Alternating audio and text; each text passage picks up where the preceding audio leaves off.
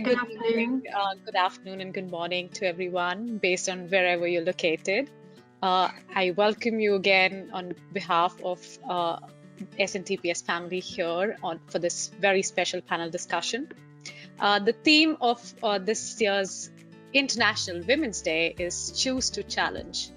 Now, isn't it true that a challenged world is an alert world? Individually, we are all responsible for our own thoughts and actions all day, every day. We can all choose to challenge and call out gender bias and inequality. We can all choose to seek out and celebrate women's achievements. And collectively, we can all help create an inclusive world. So without further ado, let me request our panel members to take us through their journeys and share with us how they chose to challenge themselves and the world around them, both personally and professionally. So, Rachel, can we have you go first? Sure, thanks very much, Nidhi. Good evening, good afternoon, good morning. I know that obviously people can dial in from around the world, so I do hope that we've had people join not just from within India, but also in the rest of our offices. It's really great to spend some time with you today. It's a very interesting question, actually, when you talk about your journey, because obviously everybody's journey is so long, and especially when you get to my age, and I wouldn't want to bore everybody with all the ins and outs of it, but certainly when you look at the topics of choose to challenge, I think one of the constant themes of my journey has come from sort of a very particular circumstances of my upbringing. I mean, I appreciate now I'm in a director role of a senior company and I'm a lawyer, but actually I came from a very working class area in Northern Britain. I was brought up by a man. My mother died when I was very young and didn't remarry. So there was just me and him from the age of 2. So those kind of two things have taught me very, very early on that in some circumstances I was different to quite a lot of other people in the room. And certainly as I went through my professional career, I was surrounded by people that went to better schools than me, went to better universities than me, particularly in publishing, actually. It's a very elite academic environment. So I learned very early on in terms of challenging that I just had to believe that I had an absolute right, in the same way that everybody else did, to be present in every room. And I expected to be treated that way, and people did treat me that way, because that was the level of expectation that I'd set for myself. It was sort of a fundamental part of my professional self-esteem and my personal well-being, that actually if I'm not in environments that appreciate that level of engagement from me, then I'm not going to be there. And actually that's been a real guiding light for me in my career, because I've actually ended up in a very fulfilling role with people that I like and that they like me and I respect, and vice versa. And it's not always been the case through the journey, but I think that fundamental step at the beginning of establishing what my baseline is for my own professional and personal self-respect was really, really important, Nidhi, in terms of setting me on a path that I have felt comfortable with in my 40s, even though I wasn't always very capable of living it in my 20s. That's a very beautiful way to begin, and I'll come back to you there, Rachel, on this one. Before we'll go ahead first and have Laura share with us her journey. Oh, thank you. And thanks everyone for coming. Happy International Women's Day. And thank you, Rachel, for sharing all that. To kind of pick up on a theme that Rachel mentioned, it does get better. If there are young people in the audience, especially younger women, 20s are hard. Like your early career, your education, your early career tend to be, not for everyone, but tend to be more for women than for men, filled with self-doubt and imposter syndrome and how can I ever do this? And it does get better. And that's one of the kind of, life goals you might set for yourself, is to improve your sense of confidence. And it's a lifetime process. We get better at it all the time, and it doesn't get easier, but it's good to keep recognizing that you do belong in these spaces and that we want you in these spaces, and that you have the power to make these spaces better for yourself and for other people who are coming behind you or who are already there too. So that's just generally for everyone. I personally, I started out thinking I wanted to be a scientist. I went to graduate school and in cognitive neuroscience because I thought the brain was the most exciting thing, and what could ever be more fun than to study the brain? And it was great, and I enjoyed graduate school, enjoyed science. There were, looking back on it, there was more kind of sexism and bias than I recognized at the time. At the time, I tended to internalize it and think, oh, I'm just not good enough. And it was a little bit at the time, but only afterwards did I realize, no, there was a whole lot of favoritism going on. And you see that often in a mentorship or an apprenticeship field where people who are in power are pulling people up behind them, and they, people like people who are like them. So you would see a lot of favoritism toward young men, older men who were in charge thought were reflections of themselves, and so they tended to support those people. And it's not just academia; you see that everywhere. So science was fun, but in the middle of graduate school, my advisor took a sabbatical, and I went through kind of a bad breakup with somebody who was in the lab next door, and I thought, I could use a sabbatical too. And so I got a summer job writing for a travel guide. And I wrote a travel guide to what we call Eastern Europe, Central Europe. And I realized, oh, actually writing is a lot of fun also. And, if you're a writer, you can write about science, and then you can keep doing the exciting part of science, which is learning new stuff and telling people about it. And so I pivoted my career after I finished my PhD. I went to a science writing program, and then I had a series of internships and jobs, and I've worked at Science and National Geographic and Slate Magazine and Washington Post, and I just came to Scientific American not quite a year ago. So I started my job during the pandemic, and we can talk more. I'm sure we will talk more about challenging during the pandemic.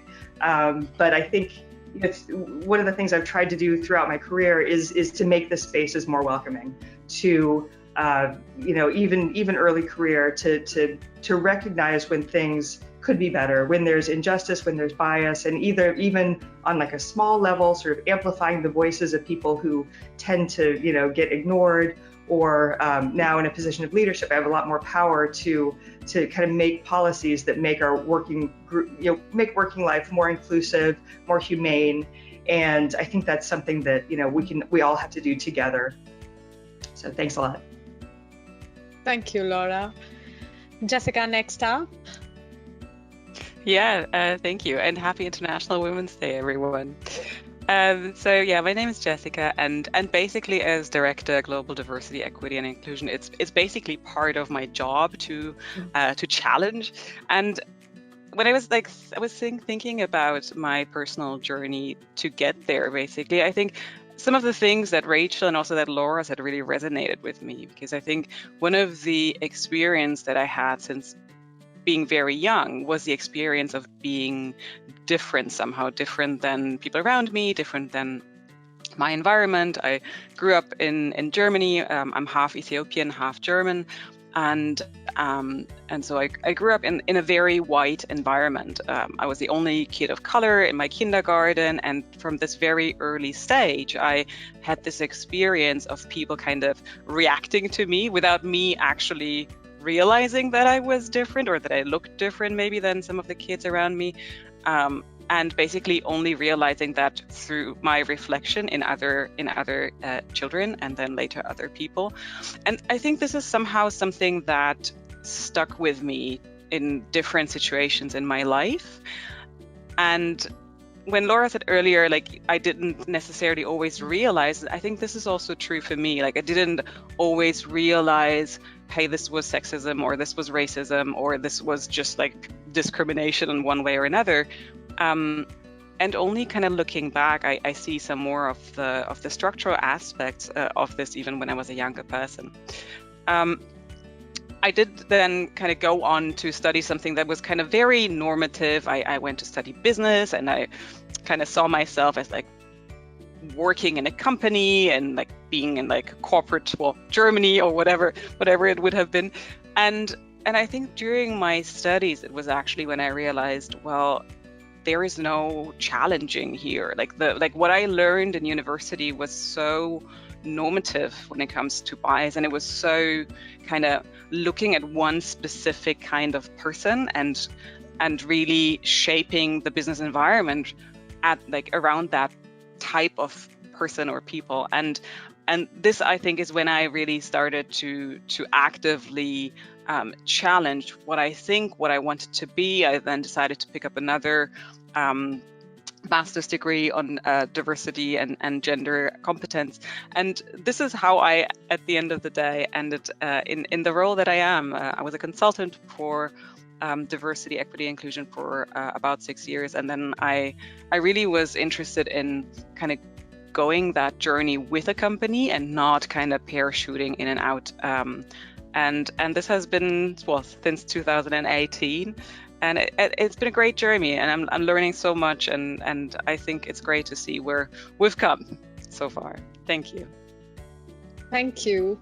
I must say we have such a diverse panel today, literally from different time zones, different parts of the world, but also from very, very different backgrounds. All of you come from very diverse background. So I'm sure, when it comes to the professional journey that you've had, it's not been an easy one, especially coming to the position of leadership that you're in. And Rachel, while you touched it briefly in your introduction, if you could share, the challenges that you faced maybe in your early years. And I'm sure despite setting a baseline and, having the expectations set, there are still a lot of challenges, especially because of the gender bias that exists in a very corporate structure across the globe. Yeah, I think, and there certainly were challenges. I really resonated with what Laura says, and I can assure you, it definitely does get easier. It really does. And I think that comes with confidence, but I think it also has come with a growing awareness of diversity, equity and inclusion. Certainly in my time working, it's gone from something that was very much on the periphery to something that could be a little bit of a box ticking exercise, the ribbon that you need around it to make you look respectable as a firm, to actually really thinking deeply about what it means. And maybe we can talk a little bit later about some of the things that we've been thinking about here at Springer Nature. And I think moving from that sort of tokenism into sustainable change. But certainly when I started, I started as a lawyer, actually. I didn't start in publishing. I worked in London. I worked in the City of London in a large corporate firm, and I was a corporate lawyer. So doing the big M&A transactions, private equity transactions, corporate listings, which is at that time, still actually a very, very male-dominated environment. It's a very, very alpha, testosterone-driven environment. It's also rampant with presenteeism.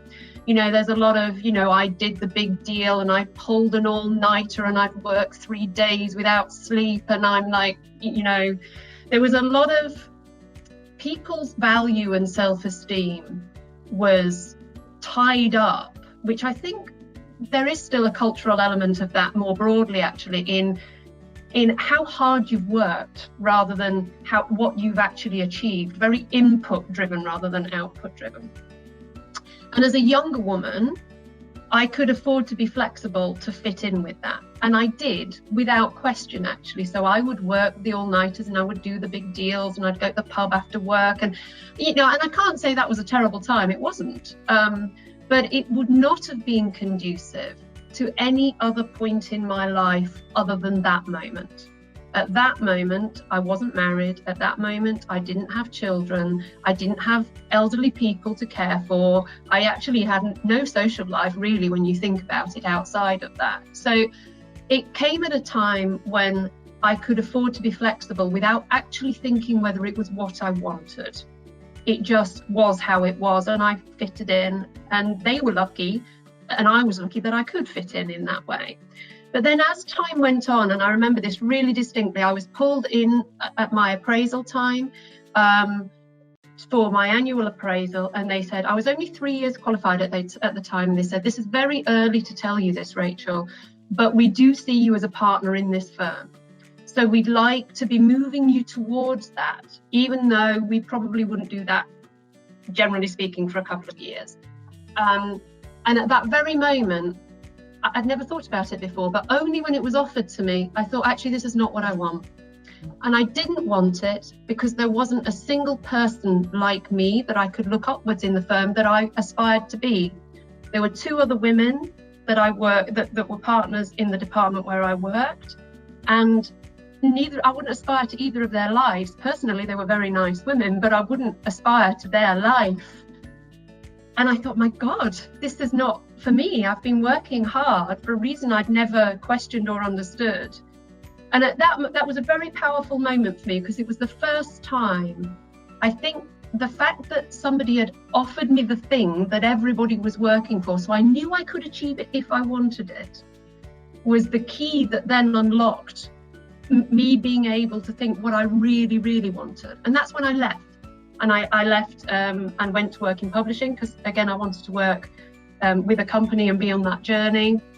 And I worked for Informer, that owns Taylor & Francis, which some people will know as one of our competitors. And then I moved to Macmillan, and then moved to Springer Nature in the merger. So I think that it's very important as you go through your career to really take some moments to think about what it is that you actually want, and whether you're, just turning in the wheel in the shape that the wheel has been made, or whether actually this is not for you. And then if it isn't, then I think you need to be, brave enough to take that step and feel that your skills are enough to take you to somewhere else. You're not limited by the place that you find yourself in if you actually feel your path is elsewhere. Sure. Talking of transitions, Laura's also made quite a few, and she mentioned that she took up neuroscience and as a researcher, but also working as a journalist and working with different firms. It must have been quite a journey, and especially because as you mentioned, both these worlds are typically male dominated or dominated by men around. That's right. And both science and journalism have, like a lot of industries, have this idea that it's a meritocracy, that, with science, we're just understanding how the world works, and it's, it's out there and people are here, and it's, we're just understanding the world, and it's not a human endeavor. And the same with journalism, is we just report the facts. And I think both science and journalism, just in the, especially in the past year and past few years, are having sort of a reckoning and realizing that no, the questions we ask in science and the way we frame stories and what we even think is a story are human decisions that are biased and have been biased and have limited how we understand the world, both from a scientific perspective and just reporting on what counts as the news. And sorry, that's not really about me. That's just something I've been thinking about a lot, is that we need to recognize that these are human systems. So yeah, my own transitions, I've switched jobs a few times, and every time you take a new job, whether it's a transfer or a promotion within a company, or you move to a new company, it's hard. It's you have to learn new jargon, new people. Of course, there's a problem with bias where people think people from an who are of a different ethnic background all look the same. But for me, white men all look the same. I have a really hard time telling them apart. So like there's just this period of confusion where everybody's named Steve or something.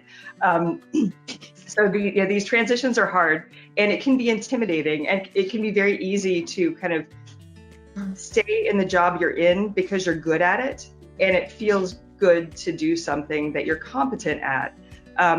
So I would say, one thing I've challenged myself with, sometimes quite uncomfortably, is to always try something new. To once I'm good at a job, to think about, okay, where could I go from here? Not so much just to climb a ladder, but what could be a stimulating way, or how can I take the skills I have now and apply them in a new direction.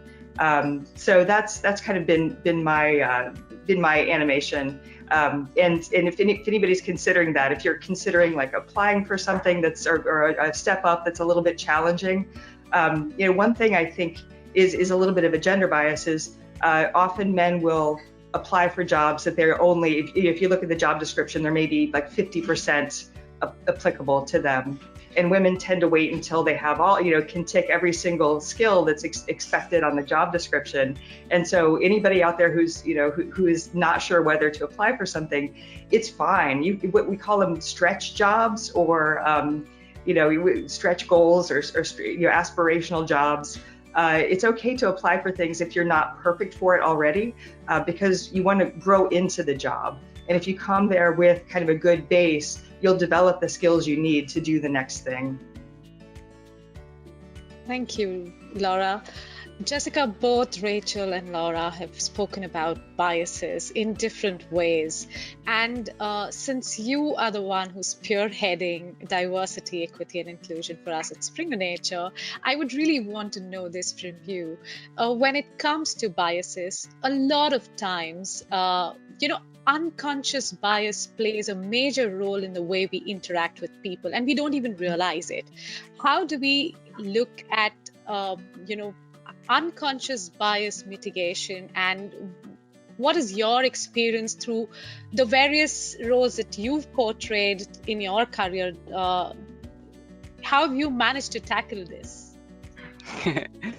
I think you're absolutely right. I mean, what you said, bias is very often unconscious, and it is also something that we are all prone to. And I always find it important to point that out, because it's not only something that applies to men or that applies to white people. It's basically something that all of us have, and I do too. I catch myself all the time.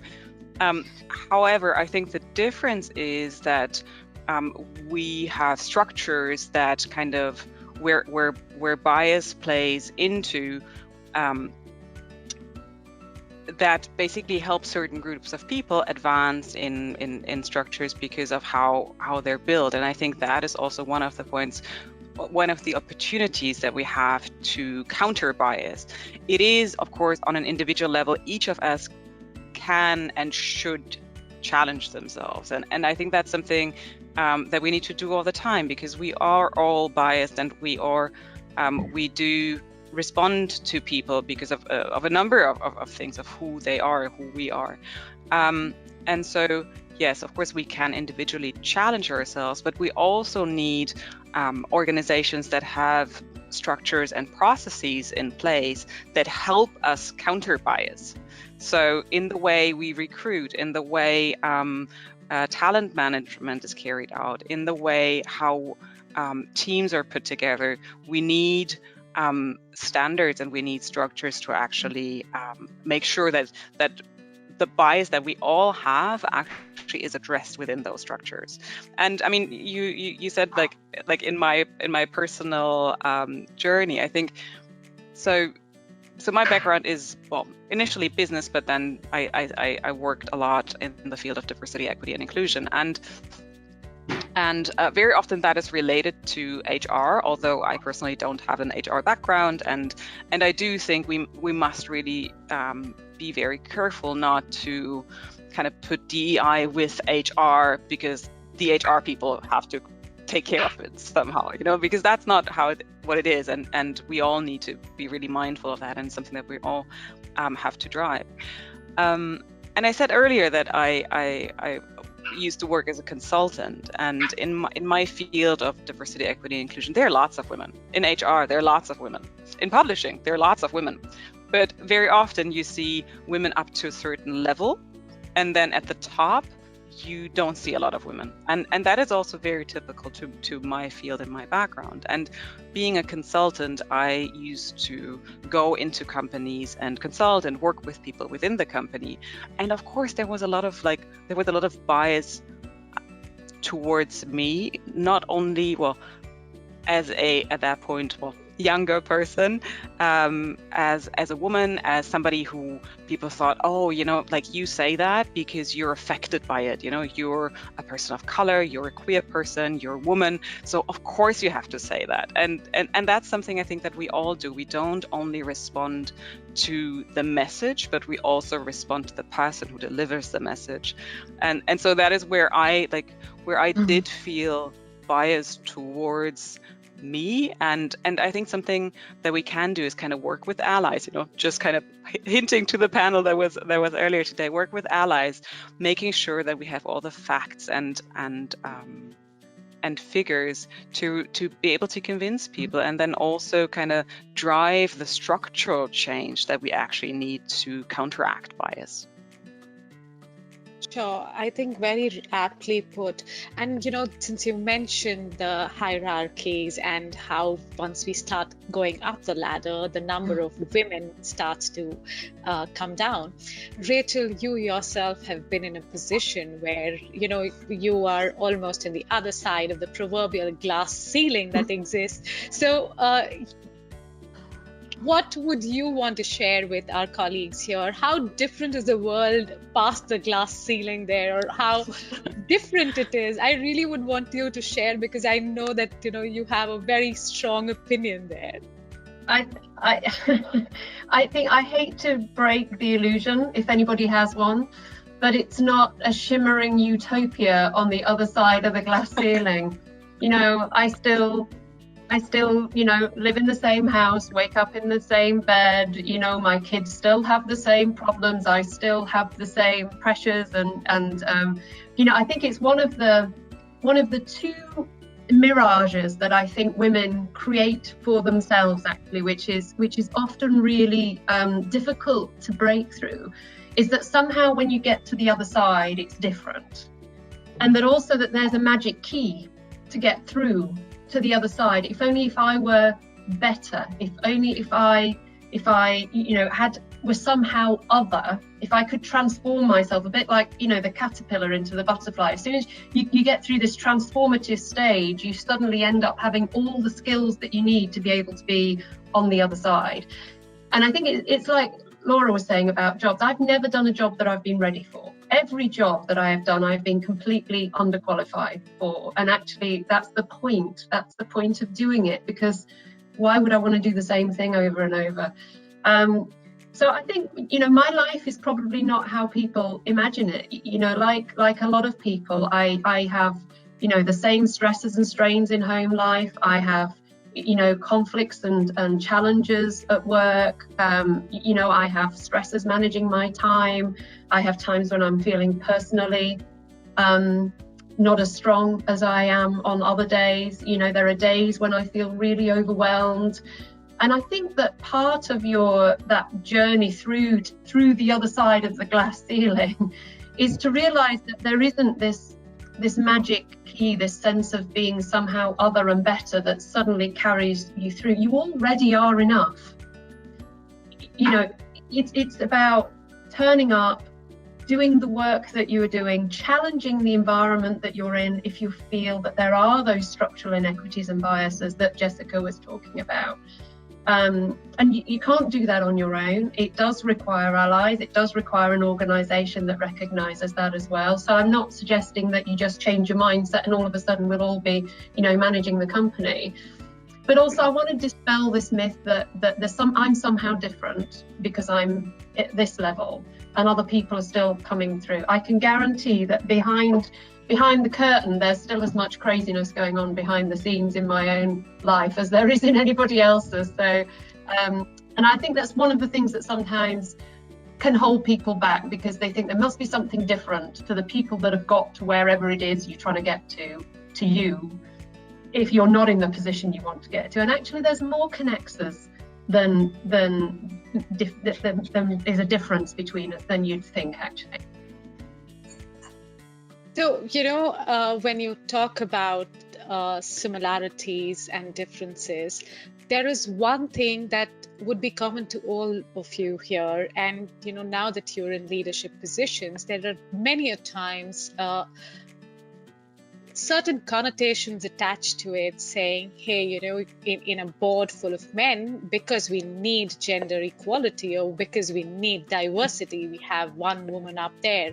And Rachel, you also used the word some time ago saying tokenism. Now, how tokenism is something that is typically stereotyped to a certain gender, but also, is that right, is what I want to know. And I would really love to hear all of you on this. Maybe Laura or Jessica, and then I'll come back at the end because I've just been talking.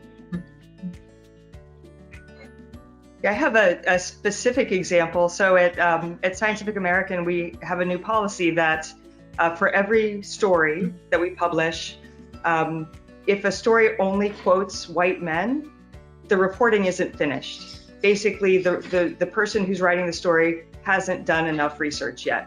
And this is partly an equity and inclusion issue that we want to share the voices of early career people, of people of color, of women, and also bring new perspectives to every story. And so the reporters, both people on staff and the freelancers who we commission, time and again, they will go out and try to find more people to quote, outside experts to bring perspective to a story. And every time they say the story got better because I didn't just go to the two people who've been experts in this field for 50 years. I looked around, I brought in more voices, and it got more interesting. The quotes were better. Sometimes there were angles to a story that the reporter didn't know about initially. So, there's a justice reason why we need to, be more inclusive, check our biases, make sure that we're bringing everybody's voice in. But also in every field where it's been studied, the results are that, businesses are more profitable. Journalism stories are better. Like, things just are better when you have, when you don't have an exclusive team. And I try to think about it in terms of, inclusivity is a great thing, but also lack of exclusivity is also, if you're just talking to the same people who've always been in power, you have such a narrow view, and you're really missing a whole world of opportunity if you don't make your work more inclusive. Right. Jessica, you'd like to add here? Yeah, I can just really agree with that, and I think that so when we think of tokenism, we often in the structures or in the companies or even in politics or everywhere around us in our environments, we see a pretty homogenous group of people who are in positions of power and positions of decision making, and that is also what we're used to. So when there is a person that is different from this particular group, that person has a lot of visibility. And we tend to, or what tends to happen is that very often, whatever happens with that person is then representative of their entire group. So if you have a woman, for example, somewhere at the top of a company, then if that woman messes up, it's like, oh, we cannot put women at the top of companies because they are just not good enough. And I think that is something that is not only true for women, but like for everyone who's different from the group of people that we're used to seeing in positions of influence. When we think of leaders, how often do we think of people with disabilities? How often do we think of Black people or people of color in, let's say, an environment that is mostly white? We don't very often, and that is also why people are then so extremely visible. I'm sure there's so many mediocre people who belong to a dominant group, but it will just go under the radar because nobody will ever notice. But in these exposed positions, everything will be noticed. And I think, like, to me, that also means we need to challenge that. We need to challenge what we imagine as leaders or who we imagine as leaders. And because that goes a little bit to what Rachel said earlier, like the the presenteeism. Like when we think of leaders today, it is people who are super present, who are working 24 hours because that's apparently what it takes, who are always there doing all the things, who are like usually pretty like dominant or extrovert people who have a like presence, and that's who we think of as leaders, and that's also what we think leadership skills are. And I think that's something that we need to change, because then that would mean that always the same people will kind of repeat taking on those roles. So if we want to see different people in positions of influence, we need to make space for them. We need to make space for leaders who have children, for example. We need to make space for leaders who have a disability. We need to adapt what leadership is today. Yeah, and I'd agree with that, Jessica. Just coming back to your original question, Nidhi, because you asked about tokenism, and just picking up on some of the themes. So I was the only woman on the management board of Springer Nature for 4 years before Charlotte was then appointed, and now Carolyn. So I do really resonates with me what Jessica was saying in terms of the exposure that has, both for good and for bad. And in a lot of circumstances, I've been in a more male-dominated environment. From a personal point of view, I think people looking at me would think that I would find that really personally challenging. But having grown up with a man in the house with my father and no women in the house, actually, it's my sort of first language. So again, another theme that you were saying, how, you know, Jessica, you said that you must care about it. I must care about diversity and inclusion because I'm a woman. And actually, I probably found my class was more of an inhibitor than being a woman in certain circumstances, particularly being in a high-profile London law firm, for example, and then in publishing. But just coming back to that tokenism point, the only time that I've ever, to my knowledge, had anybody refer to tokenism in relation to me was in this company, on Hive. And ironically, it was a woman. So when I was appointed to the board, there was comments put on Hive about, you know, that they've put a token woman on the board and now think they've fixed diversity. And again, coming back to that topic we were talking about in the beginning and about my own personal mindset, I had some choices to make on that day. And I think to Jessica's point, I understand where that comes from. So I chose to understand that is a reflection of where we were as a company at the time, and it's a reflection of the fact that we have some work to do. That somebody would say that. I also took the choice to say actually that I will not be defined by that. I knew why I was appointed to the board, so I will continue to do my role on the board in the same way that I would have done, and I cannot allow that to limit me or define me. I also found it a real shame that actually, even though it was unusual at the time, even though I understood it, rather than seeing that as a first positive step, to be reductive about it, because who wants to work in a company that by your own personal definition, they stick women on the board as tokens? So I actually had more sympathy for the person making the comment than I did for me, because I felt it was much more reductive to their experience of the place that they work. And we've made great strides in diversity, equity and inclusion since then. But these are all challenging moments where I think that really we all have a choice as to how we respond to things. And my response has always been to do my role the best that I can, to do it with authenticity. You know, as Jessica said, you know, I have kids. I don't live in a mansion with lots of childcare and nannies coming out of my ears. You know, my son goes to the state school that's 10 steps away, and I live in a house that's very close to the school so that I can do this job and walk him to school and be present. And these are all choices. They are not necessarily somebody else's choices, but they're mine, and they work for me. And I think it's very important, as Jessica said, that people in leadership positions are seen to be human, with the same human frailties, challenges and vulnerabilities that everybody else has, because we're not superhuman that work 24 hours and, you know, you manage to manage everything perfectly, like, you know, some kind of swans above the water. I just don't think that's a realistic reflection, and I also don't think it's something to aspire to. it's not real life. True, thank you. I think, it comes out many a times in conversations that women are the movers and shakers of multitasking, and they multitask very well. Speaking of multitasking, you mentioned also that you do a lot of juggling between personal and professional life to maintain an equilibrium. Now, the last 1 year has been really, really different for all of us.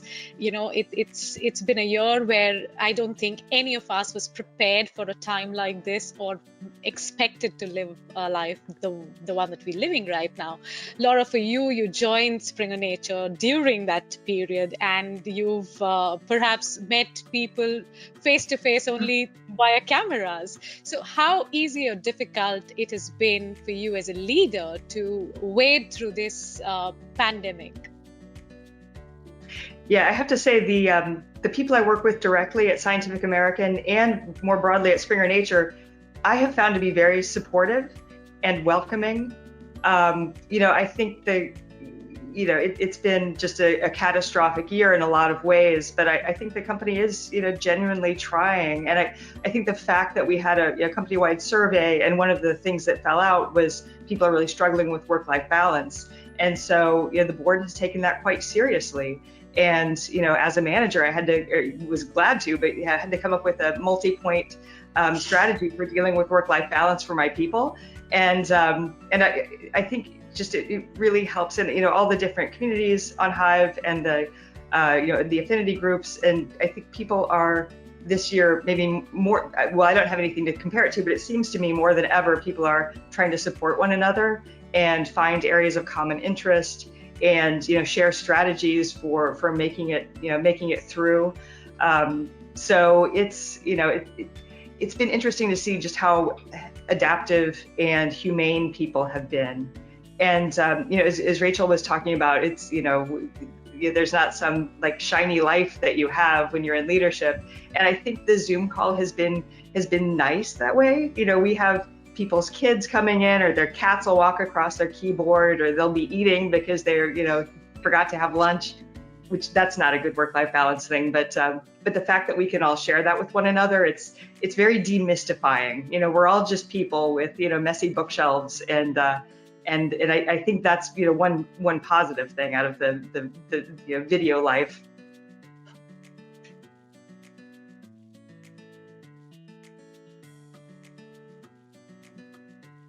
Sure. Jessica, do you want to add here as well? Yeah, sure. And I mean, I think, well, my personal experience was a little bit different because I actually, when Laura joined the company, I kind of left for a little while because I had a baby last year in April, and I was on parental leave. So I just returned in January. I returned back into a very different working world all of a sudden. And I did, in the meanwhile, I did follow up with what was happening in the company and looking at Hive and looking at our networks and also working with the networks now. I think it's fantastic, actually, all the things that have been going on. And as Laura said, there has been, I think, a lot of support from the company, also from our networks, especially SN Parents that Rachel is a sponsor of, so she might also want to say something to that. But I've seen a great deal of support that I don't think every company has provided to their people. So that's something that I think is really great, and I was really, really happy to see. For me personally, coming back into this a new working world where everything is online has had its challenges and its benefits. And I think that is probably the case for a lot of people, parents maybe in particular, but not only that. Now all of a sudden we all work from home, and for example for me that is quite difficult because now I have a small child at home and we don't have space and I don't have an office, so now I'm sitting in my kids' room, and that is, and there's a bed on my left side, and just this is the situation that people I think all around the company have to deal with. And at the same time, there are benefits like reduced travel times and even also looking beyond parenthood. I think when I look at the company,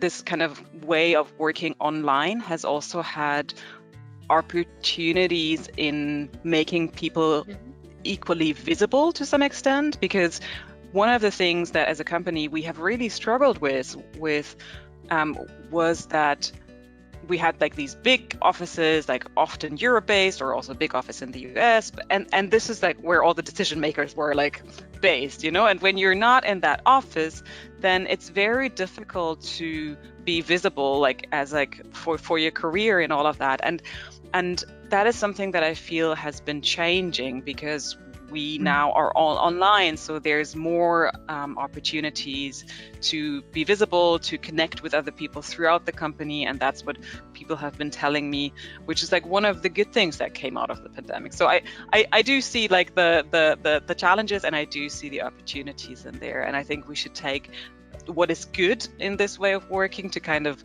and we are, I think, to kind of incorporate that into the new normal. I totally agree. I think I wouldn't have had the opportunity to speak to all the three of you like this had we been in a physical world where I wouldn't have got a chance to moderate a panel with all of you. Rachel, there's a colleague of ours who's also asked us, how do you tackle with personal failures in professional lives and, you know, feeling of self-doubt, and, you know, how do we keep ourselves motivated as leaders?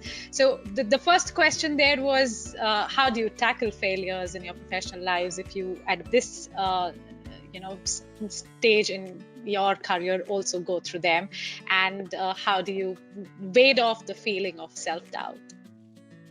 Oh my goodness. I mean, I think that's a life's work, to be honest. I really do.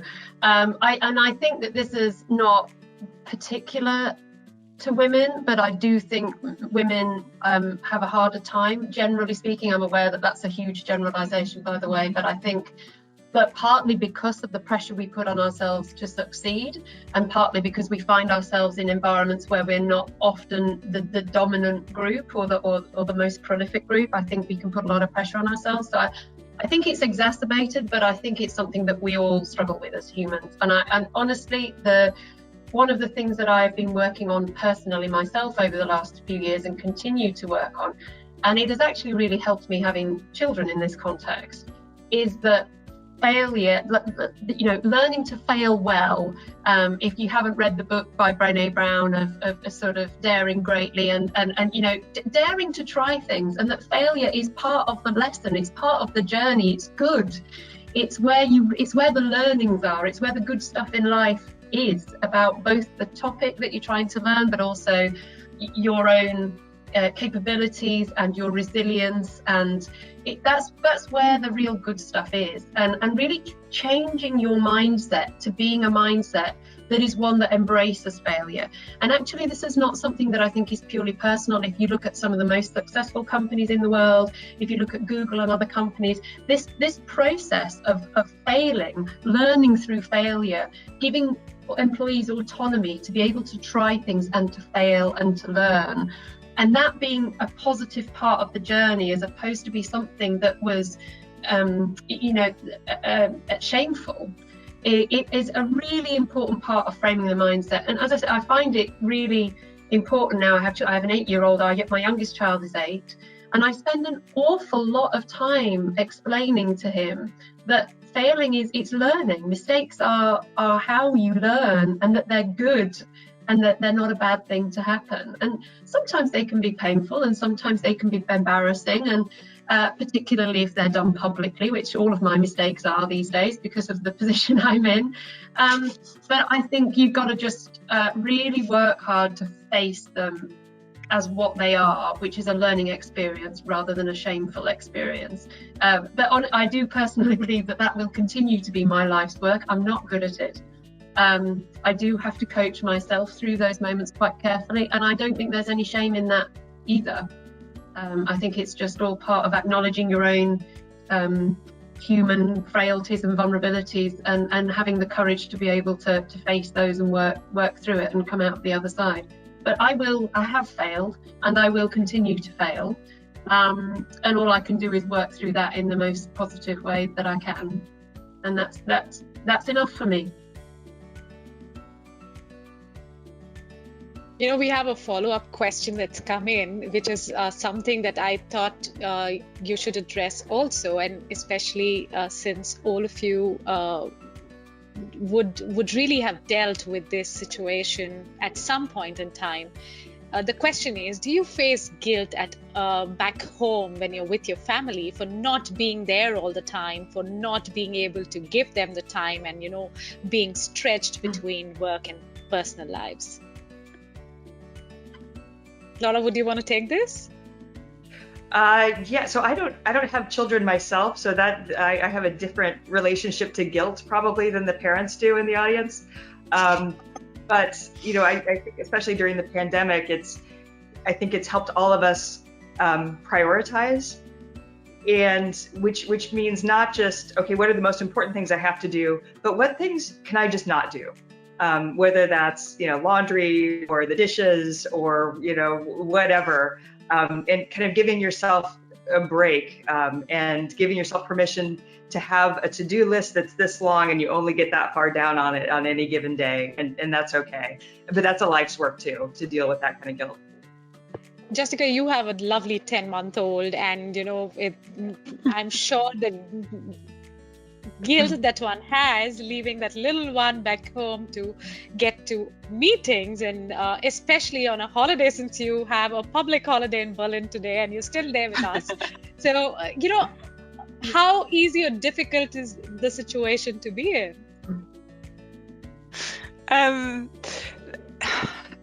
I think it's interesting. Yes, I mean there is guilt. Yeah. There is always guilt, and there's guilt like in the sense of I don't have that much time for work anymore, but I also don't have that much time for my kid. And I mean, thankfully, in Germany, we're in a pretty good position in terms of parental leave. So my wife is with our kid, and so she takes care of that. So I feel okay about that. But then, of course, I don't get to spend a lot of time with my kid, and that is hard sometimes. Also, I felt good about going back to work, and that also made me feel guilty, in a way, because being with a kid all the time is also really hard. That at least was my experience. And so kind of coming back to, I was looking forward to coming back to work, and I felt guilty for looking forward. So yeah, I think there is so much guilt, and it's not helpful. And so one of the things that I've tried to do against feeling guilty, both in personal and professional life, is this paradigm of it's good enough, good enough parenting and good enough work. So I don't have to be the super parent who does all the things and is there all the time. I try to do what I do good enough, and then the same, I think, at work.